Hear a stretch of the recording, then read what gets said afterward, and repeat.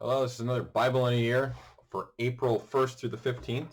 So we move into the book of Joshua, Judges, continue in the Psalms, Psalm 78 through Psalm 90, and then continue on in Luke, the Gospel of Luke, chapter 4, verse 31 to chapter 11, verse 36. So I'm just going to, here's my overview for these from April 1st to April 15th for the Bible in a Year. So starting with Luke, just continuing on through Luke, the Gospel of Luke. And so Jesus, he'll begin his public ministry, casting out demons, teaching. He has what's called the Sermon on the Plains versus the Sermon on the Mount in Matthew. It just says on the plains, kind of a flat land he's preaching, which some people will say, well, the gospel writers didn't know if, Jesus was really a mountain. They're kind of making it up. Well, he probably gave the same discourse, very similar discourses in different locales. All right, what teacher doesn't teach the same thing in different locations and maybe with slightly different variances? I do it, and so, but there's a lot of overlap. But when you get to chapter 9, verse 51, it says Jesus turned his face toward Jerusalem, and from that point on, there's kind of this focus of going toward Jerusalem, and there's a very strong focus the next 9 chapters, about through chapter 18 of Luke, really on discipleship. It's kind of like this very intense 9 chapters of different elements of discipleship. Not that the other parts of Jesus' teaching aren't, but Luke's very specified. He's turned toward Jerusalem, and now he's walking with them, and he goes through prayer. He'll go through a number of different topics of being a disciple. So that'll continue in Luke's Gospel, even into the next next part of April. The Psalms, Psalm 78 to 90, there's this mix of kind of the plea, mercy on Jerusalem that is destroyed. It's kind of the time of the temple being destroyed. Some of them are on that, or have mercy on Jerusalem, Zion's been destroyed, or prayer for restoration, restore us, Lord. And also just pointing to the infidelity of the Israelites. They're recognizing, we were unfaithful, our ancestors were unfaithful, and that's why we're in the mess we're in. And so there's kind of this mix of prayer for for God to rescue Jerusalem, or why did you allow this to happen? And there's kind of amnesia. It takes place like, because you guys were unfaithful. That's why God allowed this to happen. So there's this mix of kind of plea, kind of disillusionment of what's happened. Israel's infidelity, but also prayers for restoration. Moving on to Joshua and the book of, and then through Judges chapter 9, verse 21. Book of Joshua. It's kind of the first book after what's known as the Torah, the Pentateuch. The first 5 books of the scriptures are known as the Torah, which is, you could just call it the law, but Torah is the Hebrew term, or the Greek term is Pentateuch, five scrolls.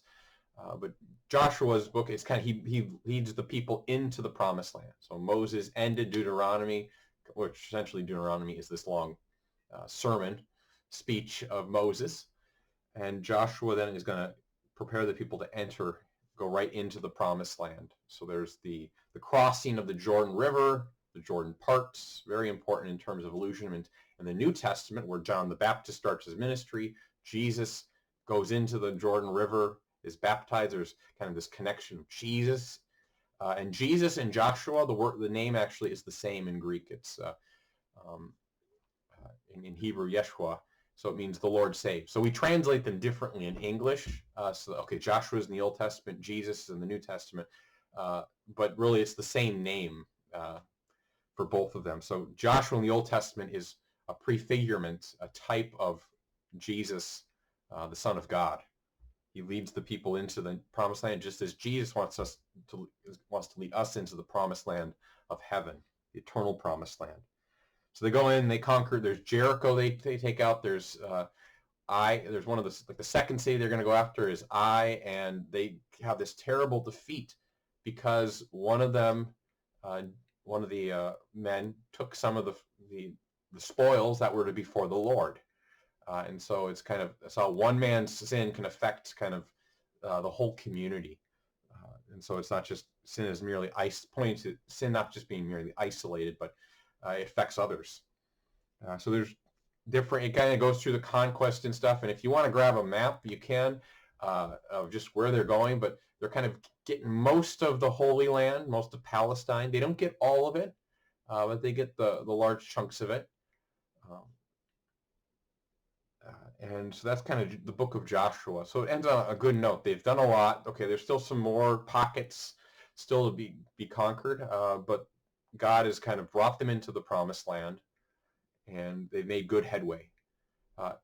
Judges is, well, kind of totally opposite of Joshua. All this kind of Judges is a regress where it begins kind of with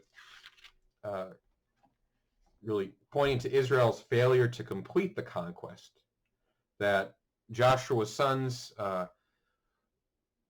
had us fight again, and they kind of like stop. They just kind of like, well, okay, we're just happy. We'll just stay where we're at, as opposed to continue what was started by Joshua.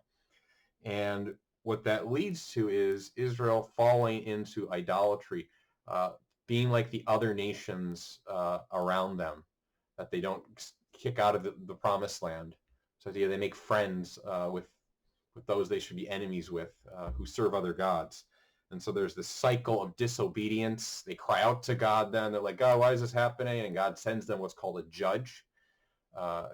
This kind of temporary, you could say, inspired, some people would say charismatic, but more inspired leader that God raises up to lead the people for a period of time. And many times there's some rest. There's a period of peace. And then what happens? Well, they do it again. Israel, like the next generation or so many years, they forget, they turn away from God, they start worshiping foreign gods, and the cycle continues again and again. And so there's a handful of judges throughout, and kind of it just as the book progresses, because it's kind of Israel's going to kind of the kind of unity amongst the tribes, and their unity or their kind of focus on the Lord kind of dwindles more and more. Kind of it goes into, toward the end of the book, we'll see kind of chaos. And this is, they just want to be like other nations. Toward the end of the book, that'll be the line. They did what was right in their own eyes, and they want it to be just like the other nations, essentially. They, instead of turning toward the Lord. But it's one of the, in Joshua chapter 2, it speaks of Joshua, he dismissed them, and then it wasn't Joshua's generation or the people that lived during Joshua's time. It was the like a subsequent generation where they didn't know the Lord, and like the faith either wasn't passed on, either, you know, those that should have passed on to do that, or those who were receiving just didn't want to really put the effort into receiving it.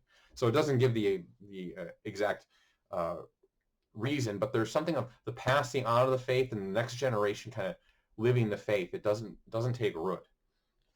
And that's where this whole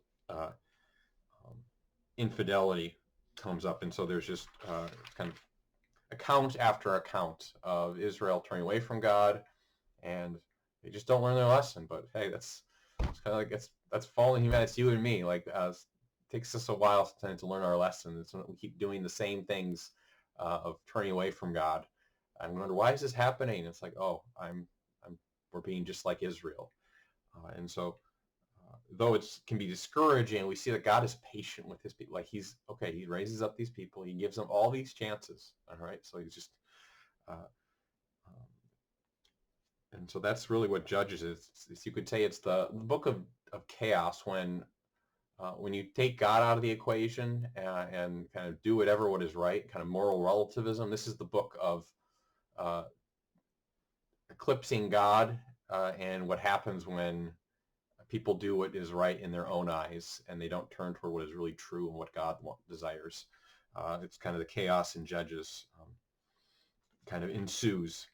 So I guess that's not really a high note, but don't worry, it'll get better, right? There's hope even after the book of Judges.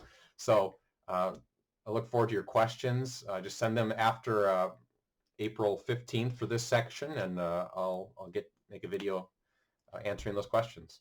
God bless.